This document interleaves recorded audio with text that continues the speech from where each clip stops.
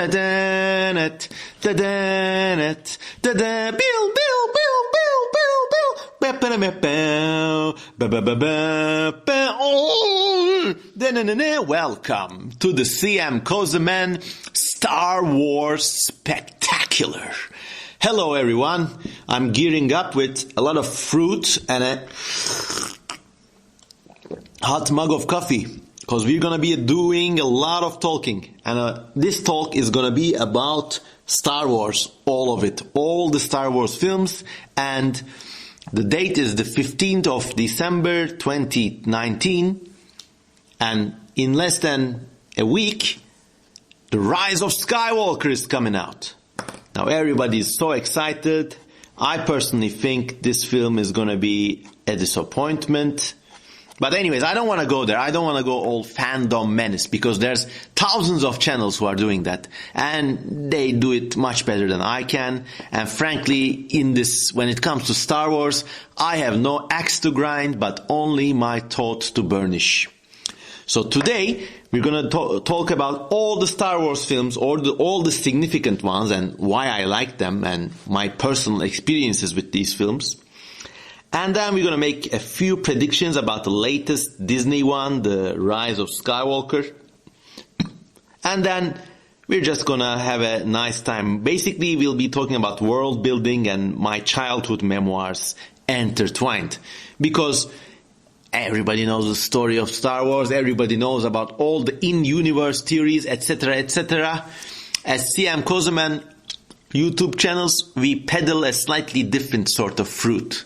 Our fruit is the fruit of speculation and wisdom and having no bones to pick. So anyways, without much ado, let's begin. Star Wars, the first film. Now we're going to be doing this in the order of appearance. The first Star Wars film obviously is the 1976, I might be wrong, Star Wars A New Hope by George Lucas. And I was born in 1984, and I was just a baby. I mean, a toddler. I didn't know how to read or write back when I first saw this film on a VCR that my father had. And of course, in these days, having a VCR was a rarity. In fact, seeing any sort of movie in Turkey was a rarity. And I always remembered the Star Wars as the strange creature and robot tape. And I was even under the impression that if you play this tape enough times, you would maybe see a different story. But what blew me away back then was the amazing diversity of characters, creatures, the depth of world building, and it's really a testament to the genius of George Lucas. When Luke, Obi-Wan and the robots first walked into the Mos Eisley Cantina, you see these strange aliens at the rate of one mind-blowing creature per second. And back then, I as a kid did not even have a conception of aliens, let alone a cantina that was inhabited by 20 different species of aliens, you know? I think it's really, this was how mind-blowing Star Wars was to most of the world when it first came out. Because George Lucas, what he did best was, before that, space movies were generally, either very slick or extremely dark, as in the case of Alien. But there was no middle ground. It was either like Star Trek, which is like as clean as a shopping mall, or like really dark, horrifying spectacle. And Alien and Star Wars aren't that far off, so even Alien was a novelty. But here was a universe. It wasn't even about space. It was about this kind of universe where airplanes or fighter planes came in different types. There were different races of species. And when you watched the film, you had a sense that these things had been there for centuries and you were just peering in.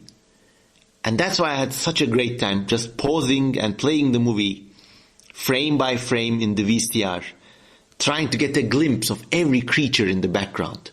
And to be honest, I really didn't care much about the attack sequence, or the Death Star, or Millennium Falcon, which is being rebranded as everyone's obsession these days. Everyone has this story. When I first saw the Millennium Falcon, I knew that I was going to be all about Star Wars.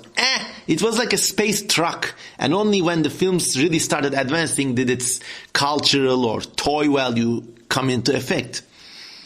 I mean, at least maybe mine is an outlying example, but personally, the first Star Wars film was all about world building, creatures, and world building done right. And dare I say that nothing that came after had such a depth or such a riveting effect. For me, it was always these creatures, and I felt like it was a videotape I could walk in. And in fact, I played a game imagining my own Star Wars universe for years afterwards, where I had these all sorts of races, whatever. It was extremely inspiring. And some of you might recognize I am deeply involved with creature design and speculative zoology. And Star Wars was the film that first got me hooked on it, but through a completely unintentional sequence. So anyways, let's move on. Empire Strikes Back. Now, this is everyone's favorite Star Wars film. In fact, I have a sense that sometimes people complain that new Star Wars movies aren't a shot-by-shot remake of Empire. It's the bar of excellence for the shape, form, or tone that a Star Wars movie should take in many people's minds. Personally, for me, it was a great film. It's really riveting. The storyline is really smooth, and the world building goes on. So you had a desert planet, now then you had an ice planet. And then you had the walking robots, which at that time, once again, something no one had seen before. This was the magic of the original trilogy, and this is why I think that the new movies, no matter how good they are, can never hold a candle to them, because it just happened at the right moment in history. Maybe if George Lucas had died in a hot rod accident when he was young, this is an echo of the American Graffiti film, a movie that he first made. Anyways, if George Lucas wasn't around, maybe someone else would have gone on to make such a deep, impacting sci-fi opera. Because all these concepts, they were not absent, but they had never appeared in popular culture before. And certainly not with such fanfare. Perhaps someone else would have shot something similar, but I don't know. If George Lucas wasn't around, popular culture might have taken a very different shape, and that's a very interesting line of speculative evolution to consider, the evolution of culture. Anyways, back to Empire Strikes Back. Personally, for me, I was still a kid back then, of course. These things have different impacts for people at different ages. For me, it was the scary one because they put Han Solo in carbonite and he was frozen. It was actually a revealing moment because, personally speaking, it was the first time I felt empathy towards a science fiction character. You know how, especially in the old days, science fiction was a kind of anodyne thing. I mean, these things happened, greater than worlds, people lived or died. The only shred of empathy you felt was perhaps for the hero when he won or succeeded. But with Empire, especially when they put Han Solo in the carbonite, and once again I was watching this from VCRs when I was 4 or 5 or something, and he's really suffering, and he says, "I love you" to Princess Leia. It was really, I was like, God damn, these characters in these films have feelings. Wow. So there was another revelation for me, but again, the review I can give about it is quite short, simply because it's a perfect film. Then, of course, comes Return of the Jedi, and this was actually the first Star Wars film I saw as a kid. I was probably 6 or 7, but truth be told, I don't remember much. I remember crying hysterically when the teddy bears were shot, and there's this one sequence, this laser bolt impacts these two Ewoks. I'll call them teddy bears, come on. These two teddy bears, and they die. No, one of them dies, the other one is just shocked, and the dying one just makes a sound like, and it was like, no, they killed the goddamn. Then it's just a hazy, tearful memory for me. But Return of the Jedi, I felt when I watched it again, it was really like the period, the turn at which the film started to lose some of their magic charm, because I felt that there was another Death Star. They were rehashing things, maybe. Then I grew up, years passed, and it was 1995 and 1996. And I guess 1997, now I was an individual. I had opinions. I could read and write. And I could see films in a cinema, and I could understand that, wow, wait, this is one film. It takes some getting used to. Do you remember this? Like when you were like just a baby, the smallest age you were at the cinema. Maybe I'm a special kind of idiot, but I remember the first few times I went to the cinema, I had difficulty registering that the film, the narrative I saw on the big screen was one narrative. But anyways, then came 1995, 6 and 7, and the revised Star Wars films were announced. Now, George Lucas, being a perfectionist, when the computer-generated effects really came into bloom, he saw it a fitting opportunity to remake many of these scenes in many of these films. He saw an opportunity to remake them and add more effects and more creatures, and so lo and behold, we were able to see them in the theater again. And now this time I was really hooked.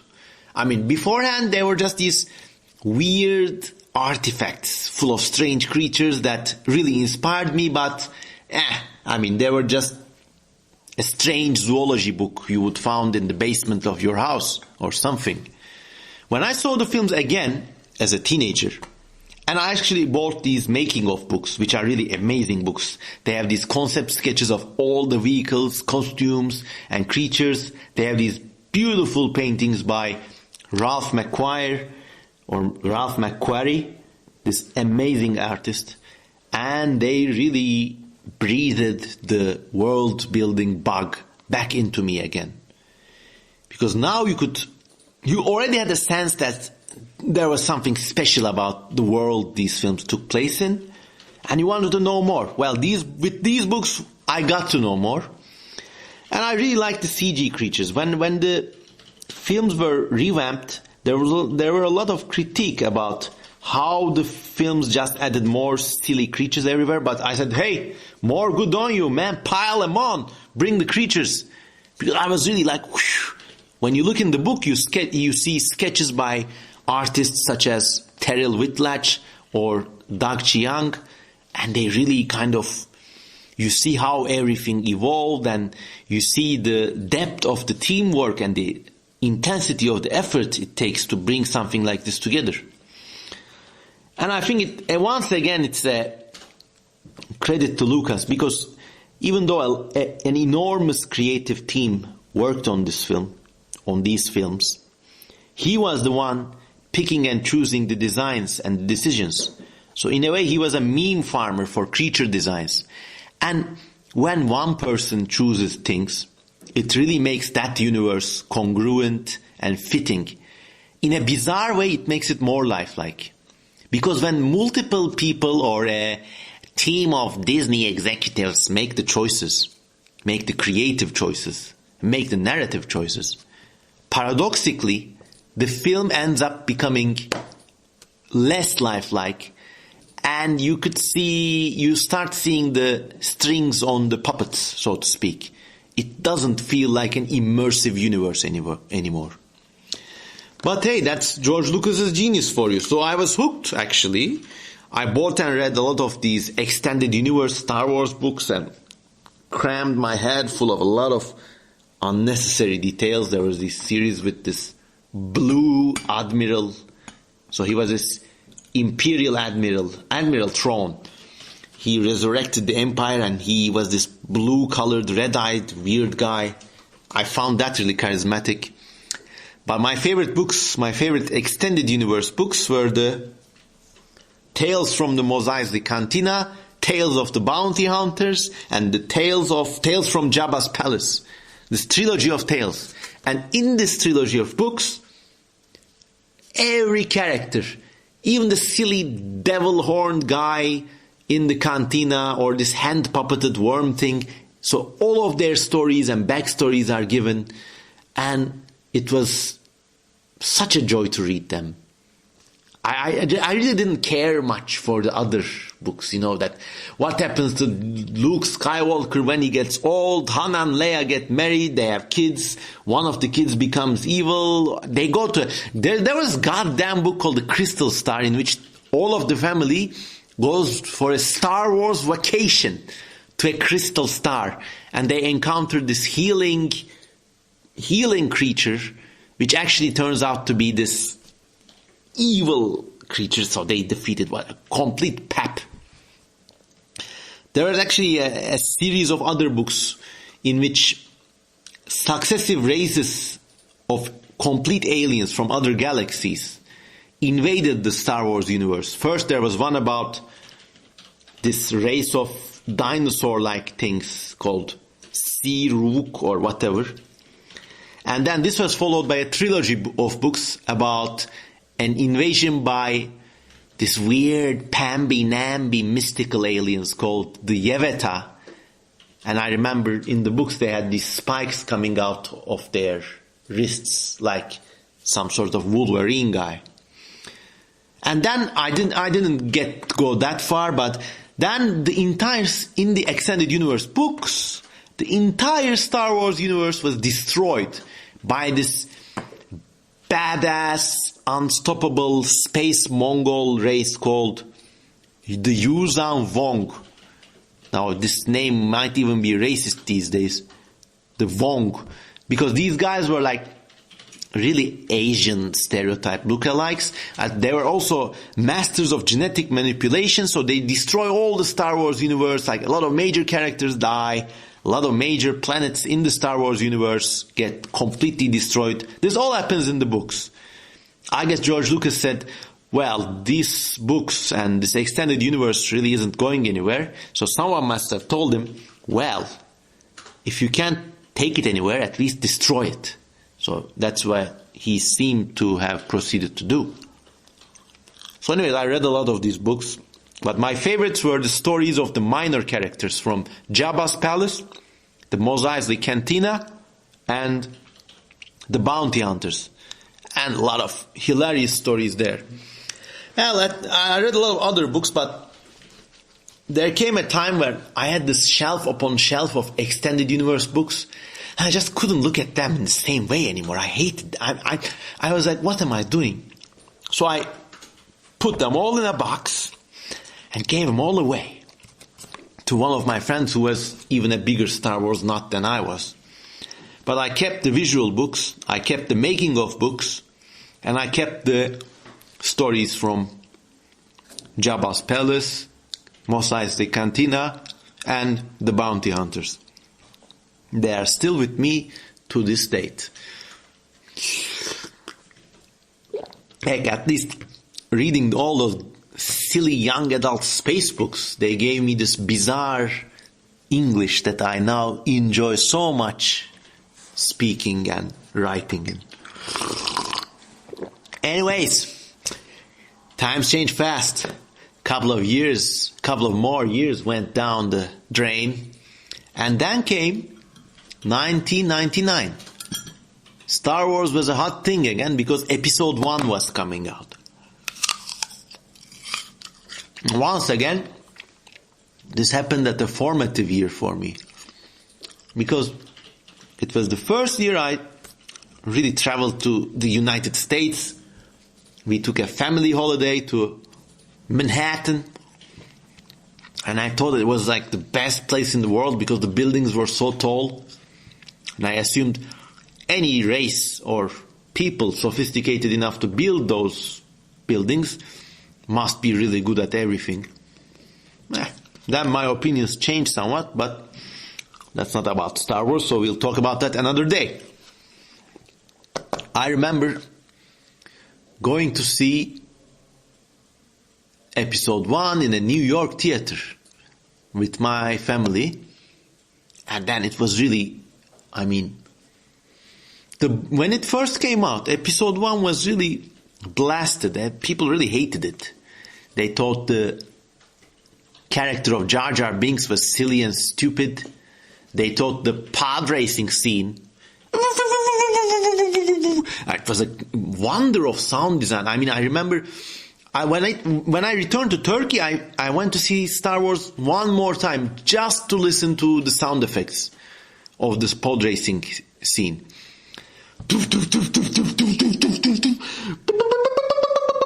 And amazing. And by the way, this is a trivia of film history, but the pod racing sequence in Episode 1 is directly responsible for all the creature sound effects in the next 10 and 20 years. Because all the creatures, go back to any creature film, even within recent days, go back to Pacific Rim, whatever.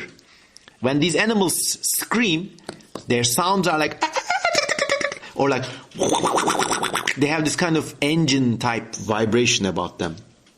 And this type of sound editing first started with Episode 1. Well, that's a trivia anyways. But so yeah, when it first came out, actually people really hated it. And I'm sure if YouTube was around back then, there would have been a community dedicated to hating on Episode 1, 2 and 3. They would have said, it's not a shot-by-shot remake of Empire, I hate it. Phantom Menace. They would have gone on and on about it. But, personally, maybe there was something wrong with me, and this is highly probable.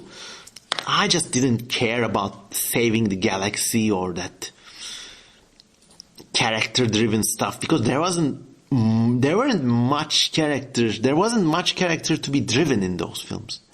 But I loved exploring this ever-expanding universe through films.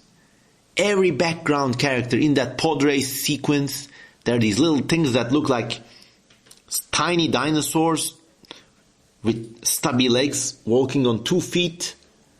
There's this amazing alien with spider-like 4 limbs. Heck, there's this thing that looks like a wild boar crossed with a deep-sea lanternfish, and he drives this pod racing machine. How cool is that? I really didn't care much about the invasion of Naboo or even the duel with Darth Maul. It was really eye-catching, but it was always the creatures, the swimming animals in Naboo. Actually, one of the few Star Wars toys I have is of the OP Killer, the crab-like creature that chases our heroes in the depths of the Nabooan underwater caves. When I rewatched Episode 1, of course, I was able to see the human and character-driven parts of it. And you know what? They're not that bad. Even Jar Jar Binks, he's easy to hate on. He's a silly character. When they're having an important battle, he always messes it up with his stupid antics. In fact, there are edits of Star Wars Episode 1 around where they expertly and purposefully removed everything about Jar Jar Binks from those films. And they made a no-cheese edit. But anyways, even that was hated upon. It was one of the easy things to hate. But you know what? Before that film, no one had ever designed, animated, and interacted with a fully 3D character before. And it was a groundbreaking task. It was as groundbreaking as the Imperial walkers in Empire Strikes Back. They had to invent a lot of technologies just to make that work. Anyways, I'm having a little apple break here. I really can't pause these podcasts because then if I don't record this in a single go, then I have to edit it, and I don't want to spend time wasting with editing programs. I just want to spit it out there, you know? So you have to bear with me while I finish eating this apple.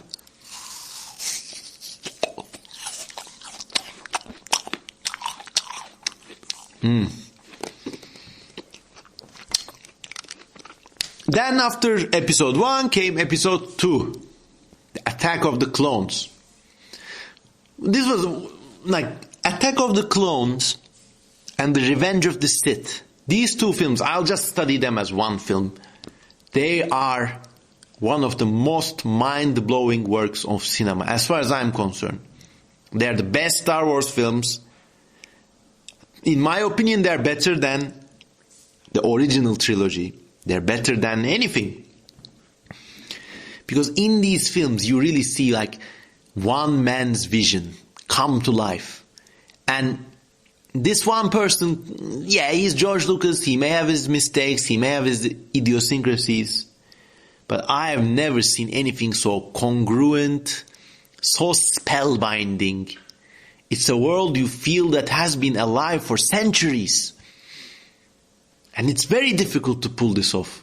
You see it. You see how difficult it is. When you watch the new Disney films, you realize George Lucas was something of a idiot savant. I mean, there was these red letter media reviews of the prequels where everyone kind of hated on these films for fun because it was cool. But no, you know what? Before those documentaries, no one hated on these films. Yeah, I mean, these films are not without their problems. Some of them depend too heavily on green screen animation. Some of them the characters are flat, whatever that means. It's a space opera. And you know what? Sometimes in real life, you have flat characters too. How many dupes do you know in real life? How many rubes? How many flat out boring geezers? The world is full of them. Why does a science fiction movie need to be full of these in-depth characters? I am driven to do this because... You got one or two of them, and these films have Darth Vader's amazing character arc. And you know what? That's enough. And in fact, a lot of these characters, who we thought were flat when we first watched these films, they actually have very crafty depths. With one word, one phrase, or one look, Qui-Gon Jinn was a really elegant master. Obi-Wan Kenobi is really like... If you want a single metric of these prequel successes, go look at Star Wars memes. Memes are a great way to see if something resonates with an audience. The internet is full of Star Wars memes, but they mostly come from the prequels. When Obi-Wan Kenobi says hello there, or when Lord Grievous says something, oh, don't get me started on how cool that character is.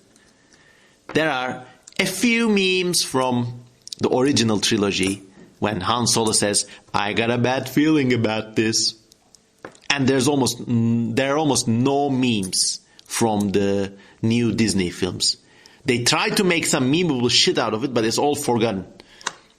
When the Porgs, who remembers Porgs? 2 years ago when the second Disney film came out, there are a lot of Porg memes going around. Where are they now? They are one with Tyre and Nineveh. Gone. Because they were seeded there by a marketing operation. Now, with the new film is coming out, and you got this meme. They fly now? They fly now! Yeah? In 2 years, I'm gonna be asking, who's flying now? You're still gonna be seeing, when it's 2023, you're still gonna be seeing Obi-Wan Kenobi memes from the prequels, Jar Jar Binks memes, even the characters you got to hate, they will be more meme-worthy because they will actually, in a bizarre autistic way, they will be more relatable and more curiosity-inducing. Yeah, this is just my personal hypothesis. I don't know. They fly now. We'll see who's flying. One of the things that appealed to me the most about the two last prequels was this confederacy, this rebellion headed by Count Dooku and spearheaded by the amazing figure of Lord Grievous. If you haven't watched the films, Count Dooku is played by Christoph Lee. He's an amazing artist. He's actually a veteran of these Hammer House of horror movies. Great guy, and he plays this character so elegantly. And in such an underhanded way too. You watch the film and 5 years later you realize, wow, that gesture really was a conscious decision. And so in these films there's this rebellion of evil aliens, mostly aliens and robots. They are being driven by this very dark lord, the guy who later becomes Emperor Palpatine, but I don't care about that. This confederacy rebels against Old Republic. And I think if I was magically transported into the Star Wars universe, you know what? I'd be joining the Confederacy. By the way, I don't mean the real world Confederacy in the American Civil War. That's as evil as regimes come, but anyways. I'd be joining the Trade Federation. I'd be joining Lord Grievous. I'd be joining Count Dooku. I'd be joining all these weird insect and reptile aliens, and there's amazing quasi-robotic weird things. I'd be joining, heck, I would be like taking up arms under Poggle the Lesser, this flying giant termite king. And he used to speak in these films. It's another masterstroke of sound editing, but he used to speak in this very, very bizarre way. And you could see when you listen to this, you said, wait, that's probably what aliens sound like if they had a way of communicating in sounds. And he's like,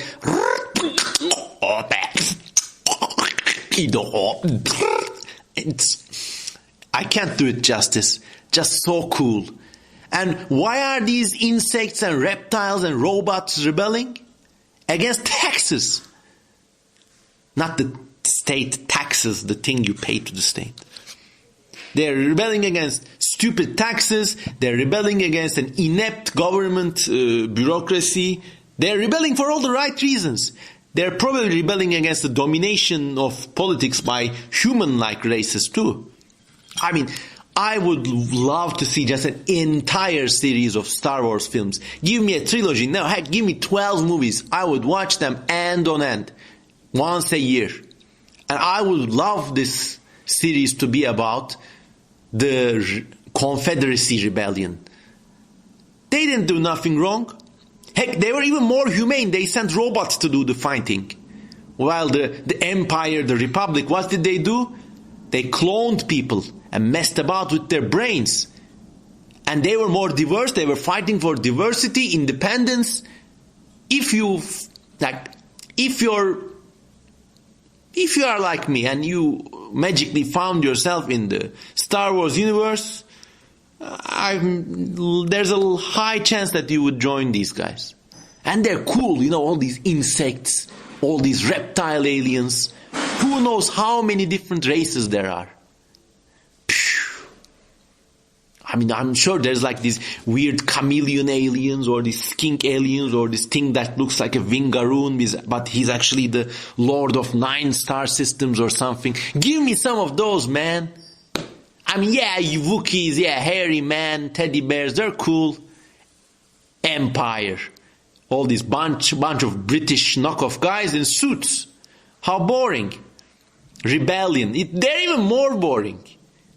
These guys with bandoliers and everybody has a little necklace. Everybody has a little story. They go about not even knowing what they're fighting for. No, man. Give me the insects and the reptiles and the Confederacy to the max. By the way, this is not about the actual Confederacy on our planet, which is once again one of the vilest regimes that man could ever conceive.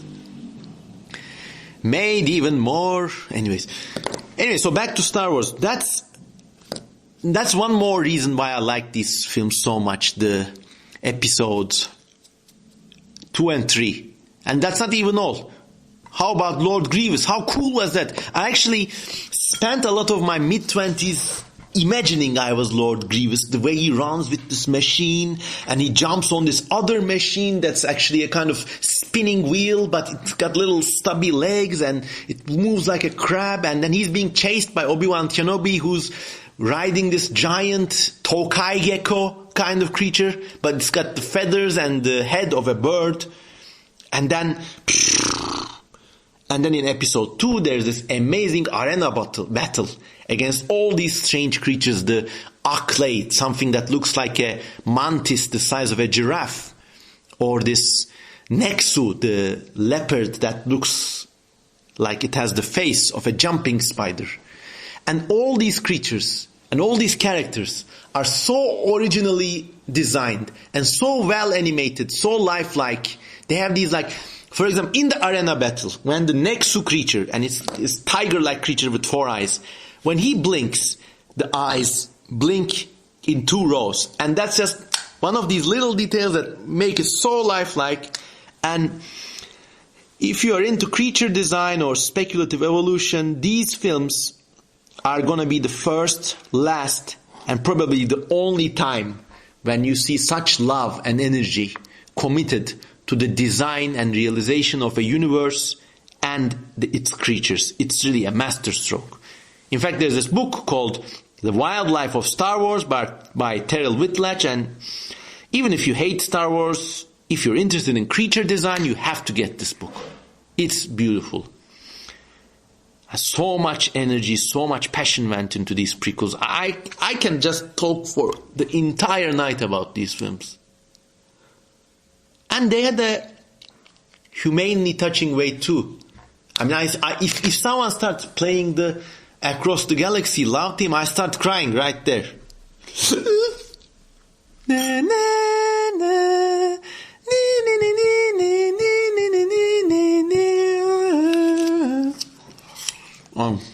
Anyways, eat more apples. Gotta eat these apples so I can keep talking. And also, we're cooking some meat for dinner.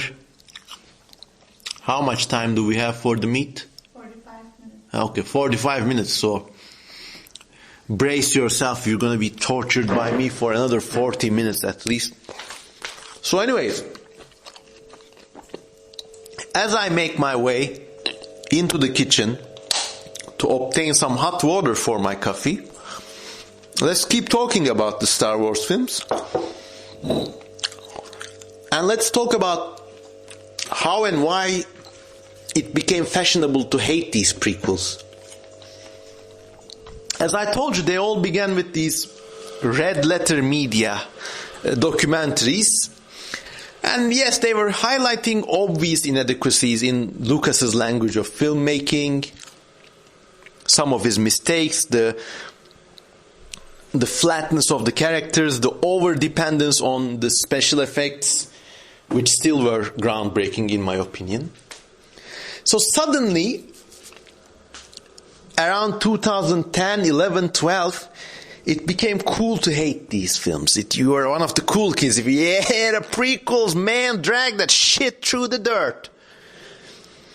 But then, I guess people were very naive. They didn't know what they were in for, because Star Wars was bought by Disney, and then suddenly we saw the end of a great era on the history of planet Earth. Because really, I'm not even exaggerating. The Star Wars series, including the original films, the prequels, and the many books, and the comic books, and other adaptations, there were 1,000 computer games and stuff, they were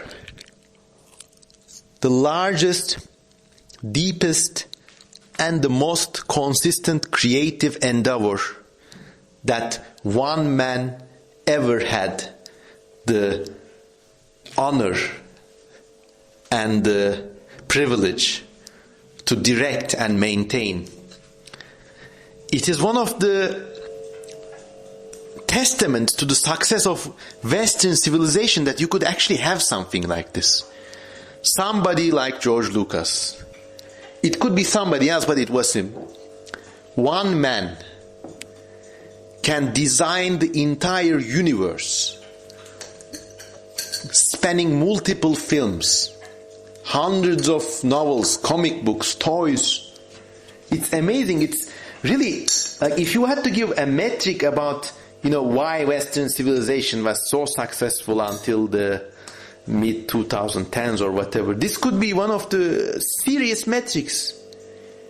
You have a set of financial, creative tools and responsibilities and freedoms that allow such a thing to be possible. Think about it. I mean, I'm really not joking. And when Disney sold this franchise, when Lucas sold this franchise to Disney for like $4.5 billion or whatever, I mean, good on him. I would probably have done the same. But a great era ended. Because it was the last time such a big mythos was under the control of one person, one human being. Afterwards, control passed to a company, which is Disney.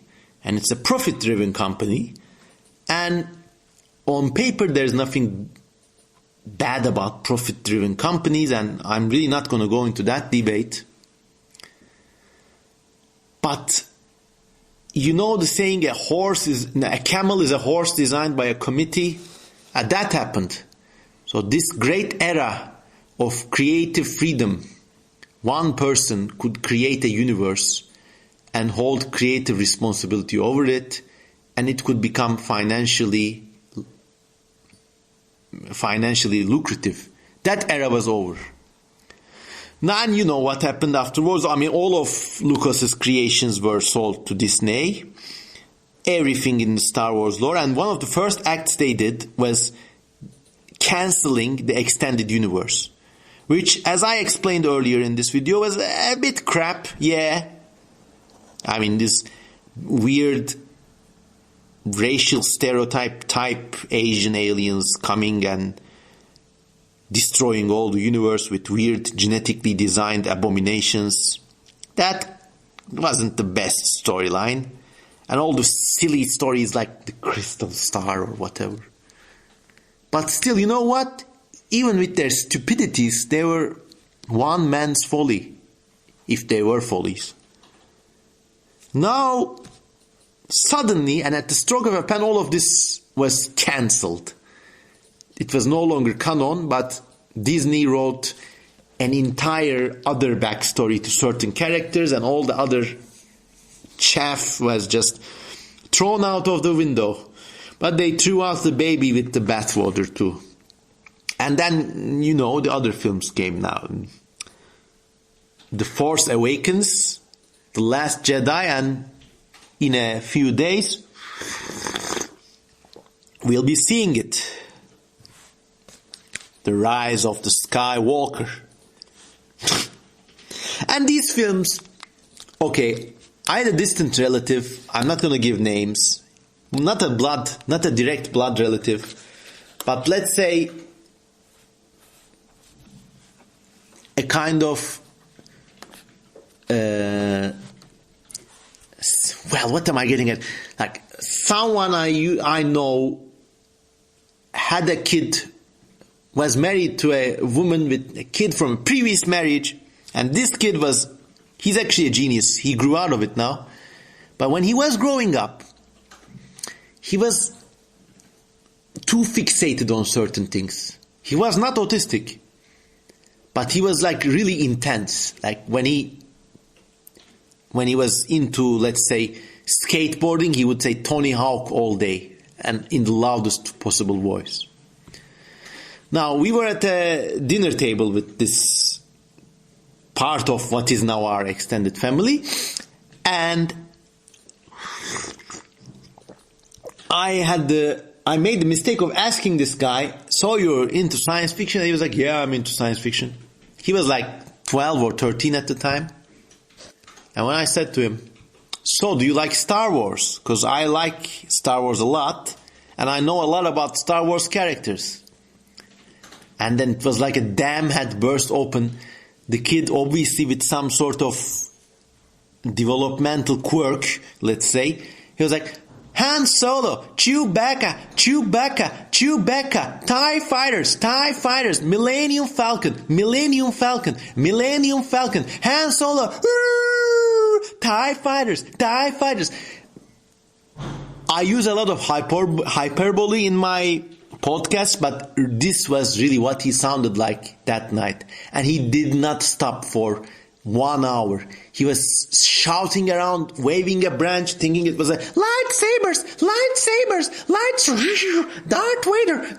He just wouldn't stop. And in fact, his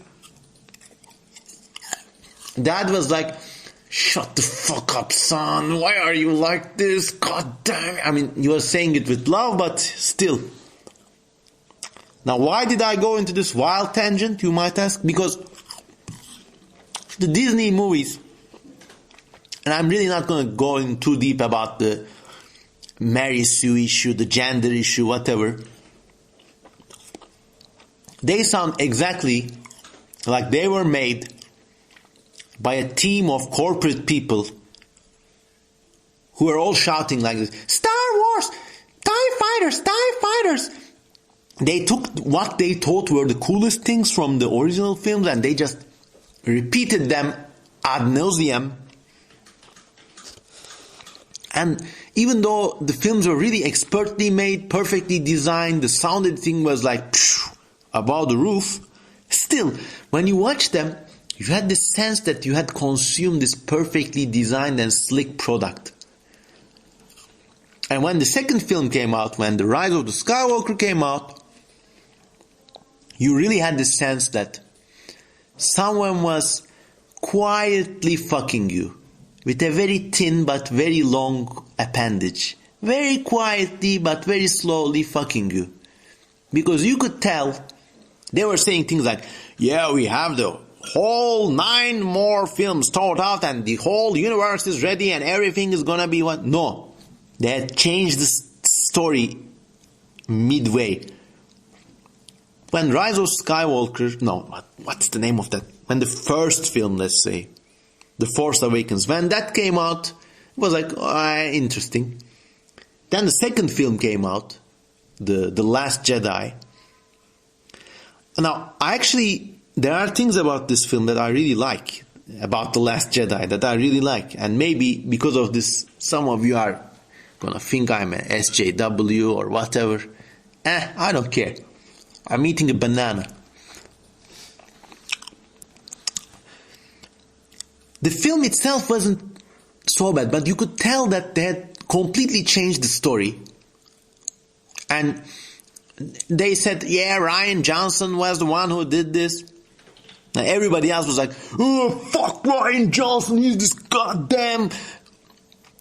But maybe it was... You see, this is what happens when you work in a company.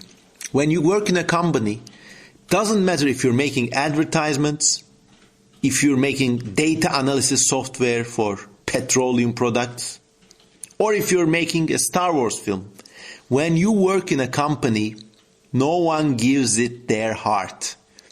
And in fact, the people who give their hearts into their work in a company environment are always crushed.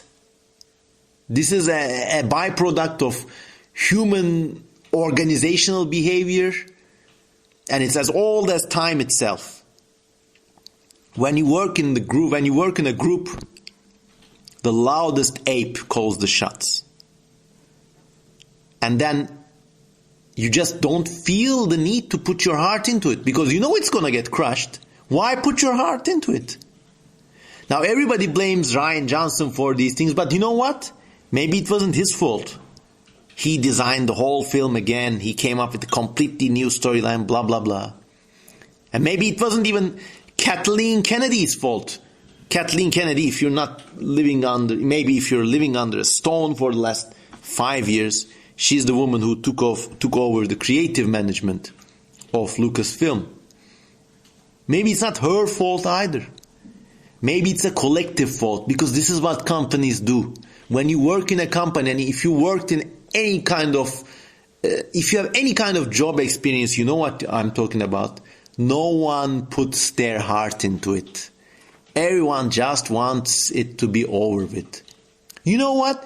If this was Rian Johnson's passion project, if they tell him, you know what, Rian Johnson, just do what you want, maybe he would have made a better film.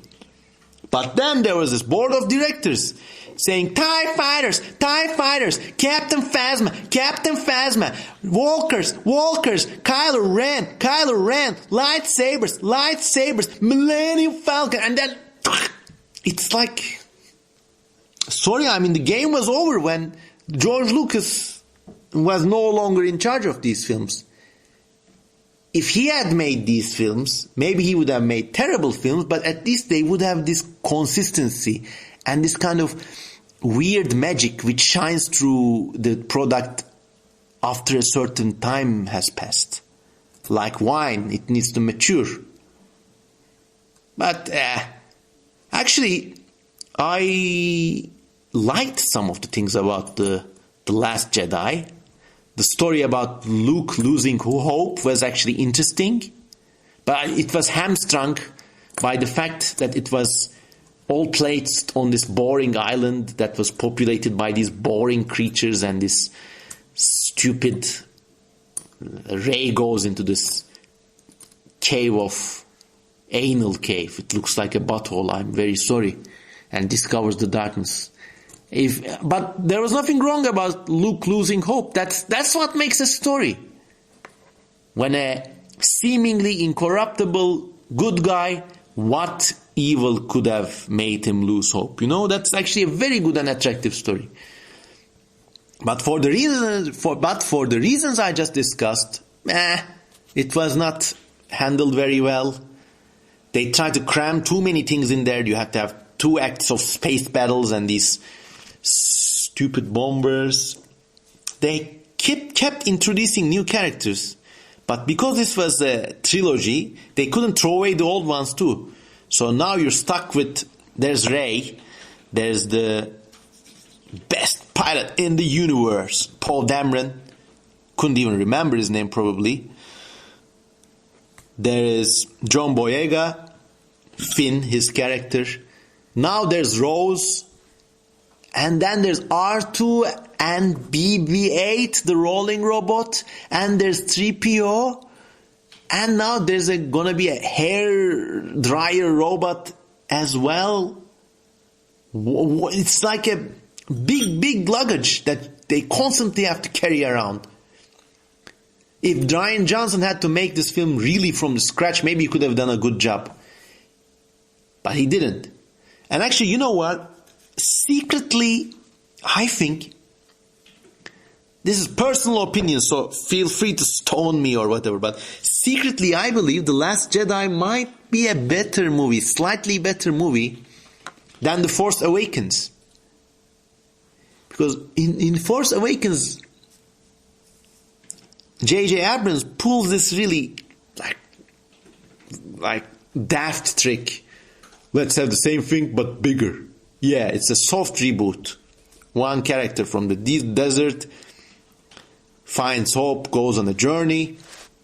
There's this Death Star, but they actually say, this is the Death Star, this is the planet. And it blows up 6 other planets in the Hosnian system, which is supposedly the new capital of the Republic, but we only hear the name once. And they did stupid things that really violated the physics of the Star Wars universe. You don't need to care that much about it, but basically it used to be like a universe of ships, you know, but now it's like the universe of the internet. The mega Death Star destroys 6 planets at once and everybody can see it as it happens. They actually see the planets exploding in the sky. Maybe it was a very tight-knit system, I don't know. And then when people hyperspace, I really hated this. It's like hyperspace used to be this kind of shortcut across the stars, let's say. They go to another dimension, but they still travel. Now it becomes like going onto a website. Hey everyone, check out this Twitter, it's really blowing up, and spaceships just suddenly materialize there. In fact, Han Solo is such a good pilot that he can materialize the ship right under the shield, but before it impacts the planet or something, which I found was a read like, come on, are you shitting me? Come on. And there was this other character, the yellow Yoda, Maz Kanata. It's basically like Yoda with soul food. And what happens is she disappears. It's just this. So, to sum things up, I don't pretend to be a better filmmaker than any of these people. I don't pretend to be a better storyteller than any of these people. And I certainly believe that a lot of hate is being piled onto these producers at Lucasfilm, these directors, whatever. They're human beings, come on. If you want to hate something, hate the social dynamic. If you want to hate on the evolutionary organizational quirk in our species that makes every and each team effort into an interminable exercise. If you ever work in a group, there's going to be people who hate that job. And it's just a fact of how we are wired to function. George Lucas, he was one person. He could call the shots. So at the end of the day, he wrote the scripts too, actually. That really helped, didn't it? At the end of the day, his view of the universe was more congruent. And if either Kathleen Kennedy or Rian Johnson or J.J. Abrams was as personally invested, that's a main difference in all creative endeavor, not just Star Wars. If you are personally invested in something, if you have the passion for it, if you have the love for it, if you have this bizarre, almost quasi-autistic lust for it, then it's going to be a good job. People may not understand it at first, they may hate it at first, but you know what? The time's going to come. Someone's going to recognize it for what it is. Heck, I mean, any good creative endeavor, like, look at something completely different. You know John Audubon, the bird artist? He has this amazing series of ornithological artworks. He made prints of birds. He first shot and killed the birds, then he made their drawings. But what drawings they were. Now, he did this out of his own pocket, trying to sell subscriptions to his prints. It's an old system, a little bit like Patreon is today. By the way, donate to me on Patreon. But anyway, Audubon just did this out of his own heart and passion. And you know what? He was a failure. Years later, his illustrated plates were rescued from Melter's furnace and discovered again. And then people said, God damn it, what a vision this guy had. And now he's like a household name. That's how creative endeavors work. Not by being the most creative or like the best business person. No, just they work because the person behind them, and it's almost always a single person doing the driving. I mean, in this way you can't really be democratic. But the person behind them has an affliction, a sickness that drives them to do this. That's maybe why in a lot of old cultures, shamans were also kind of mad people, you know. But anyways, that's a silly tangent from an even more stranger tangent. But let's go back to Star Wars. Let's go back to Disney Star Wars. Man, these apples are good.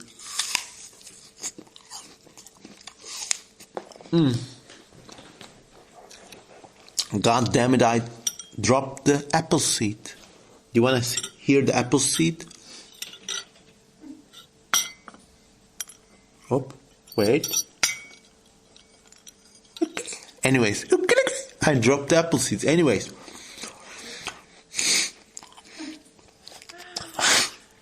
So what am I getting at? We talk about what made Star Wars unique. And it wasn't the Millennium Falcon. It wasn't Luke's quest. It wasn't the special effects, though they certainly helped. It was their driving force. One person's vision. That's how the best kind of creativity works. In my humble opinion. And also a little side note on this Phantom Menace, the Fandom Menace that's around YouTube these days. Now, if you've been following my channel, you probably know I don't really like to go into these issues because they're like a bottomless fractal pit from which there's no coming back. And plus, there's a hell lot of more interesting things to talk about. This Phantom Menace is a really interesting phenomenon, in my opinion. It's a little bit like those Game of Thrones channels that they had these kind of YouTube channels with followings, sometimes even in the millions. All they did was talk about Game of Thrones episodes, recap. The Phantom Menace is a little bit like that. They're devoted to mercilessly critiquing these new Disney films. And in my opinion, they're not wrong. I mean, sometimes though they go too heavily on they almost insinuate the fact that Kathleen Kennedy did a bad job because she was a woman, or I don't know. And some of these channels really, like the actress portraying Rose Tico, give the woman a break, goddammit, she just took a bad role. I mean, some members of this community are really relentless bullies, and I don't like that. But some of these people, it's really fascinating. Like, this shows the utterly total and complete domination that the creative industries have on people's lives today. Because I was listening to a podcast by members of this Phantom Menace, and one of the guys said, I was going through a really bad period in my life. I'm just paraphrasing, but he had lost a relative, or his wife was ill with cancer or something, and money-wise too, they were not really well off.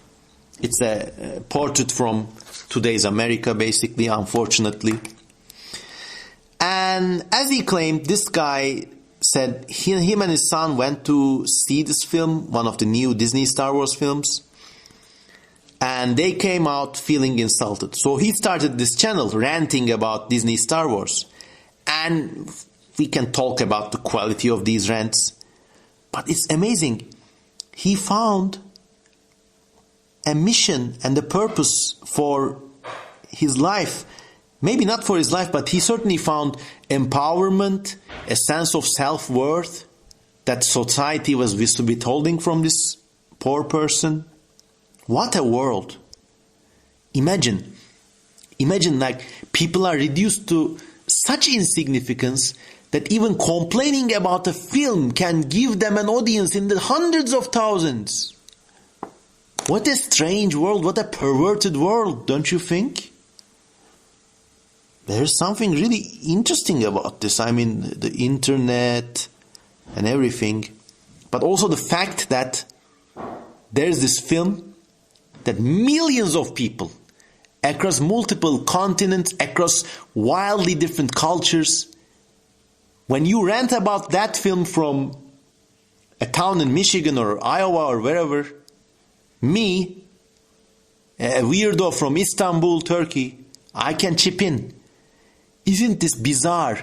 Not the scale of the community, but also there's one company that can produce a cultural artifact, and it can go into all of our heads. We can all be thinking about it. And there's millions of people. Millions.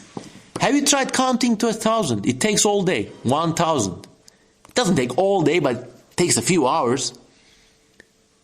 1,000,000 is 1,000 thousands. And there's tens of hundreds of millions of people whose lives are impacted by this one product this one company makes. It's a cultural product. I mean, there's different products. A car is a product, a pen is a product. But isn't it... I'm not saying this in a good or bad way. I'm not saying, yeah, rebel against it, whatever. It's just amazing. I don't think people were as tightly controlled in any period of the world's history.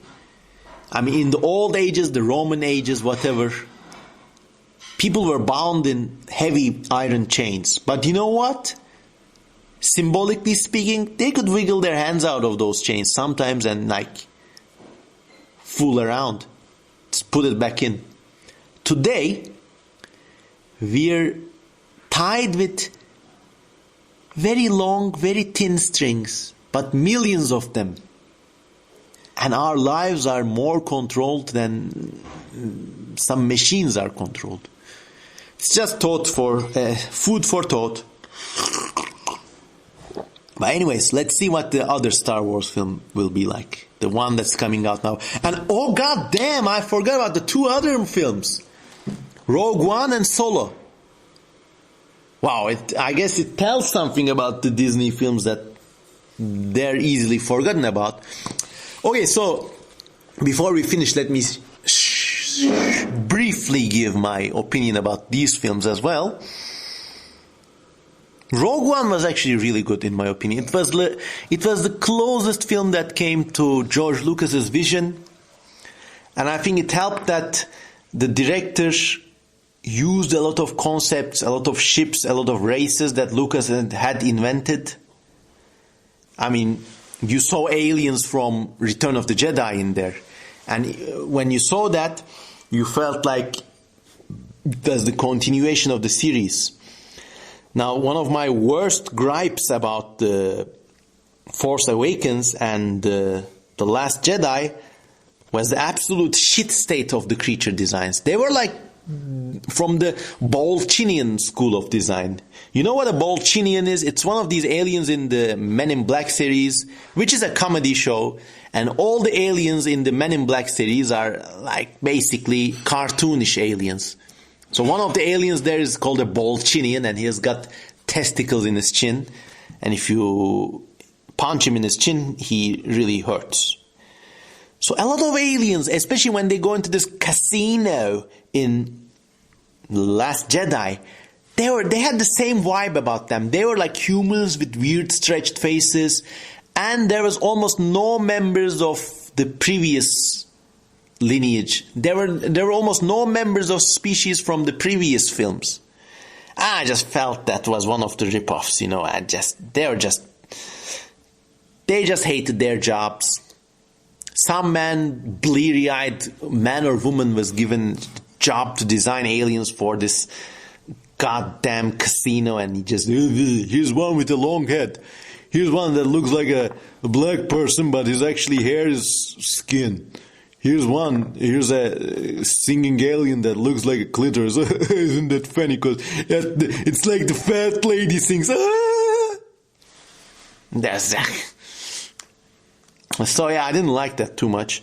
But with Rogue One, you didn't have any of those. You had like Mon Calamari, these like fish-like good aliens in the Rebel Alliance. Space battles were intense. And you know what? What made the film so interesting was the fact that the main characters were gonna die, but they did such a good job, and you actually felt empathy for them. And you also got to see the one of the leading characters was like this bad guy working for the rebellion, so they kind of showed you that the rebellion isn't all roses. But it was a straight line of a story. There were no side tracks.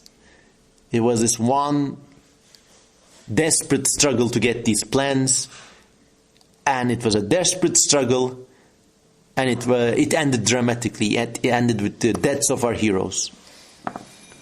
So yeah, that was a really good one. Solo, I don't know. It was a good watch. It was a good movie. But when you watched this film, you felt like you had seen Taken 2 or Batman Forever, which are not bad movies. But they're not Star Wars great. It didn't help that why do we need the Han Solo prequel? And Han Solo is this one character so inseparably associated with Harrison Ford. And even if you cast the most lovable character, or he's not going to be the same person. You can't have a person emulate such a great actor such as Harrison Ford. So that was one of its weaknesses, but I don't know, it's just a film. If it came on in the movies, if it came on the TV, I'd still watch it. So there, people, it's been an hour. More than an hour, in fact, and I hope you enjoyed what I had to say about Star Wars and its state today. I didn't want to be too sharp on the Disney prequels, but there's no escaping that there's something wrong with these films, and I hope they can start to correct it. In fact, I think they have started correcting it with the Mandalorian series. I really like those things. I mean, I wish we could watch some of them right now. But we can't because we don't have Disney Plus. But if you subscribe to me on this channel and like my videos and donate to me on Patreon, maybe I can watch a little Disney Plus and maybe I can give you my ideas about the Mandalorian. What do you think, folks? Are you up to it? Anyways, I'm just toying with you. It was a great hour just talking. I hope you enjoyed it as much as I did. And as I told, there's going to be another Star Wars related show next week or the week after that, after the Skywalker film comes out, the last in the Disney trilogy. And I'll be reviewing that film and let's see how it pans out. Maybe it won't be such a bad film, but I feel that someone's gonna be coming back at us with this little, very thin and long appendage of theirs. Anyways, have a nice day, everyone. This was CM Kozeman. If you are coming from the Phantom Menace, all the good on you, brothers and sisters. Fight the good fight. I like listening to your videos so much, and you're obviously far more talented YouTube presenters than I am. If you're coming with a general interest in Star Wars and you don't quite know what this channel is about, it's a very eccentric channel and I intend to keep it that way. But I hope you enjoy this video and I hope you look into my other videos and enjoy them too. Anyways, have a nice day. And this has been CM Kozeman.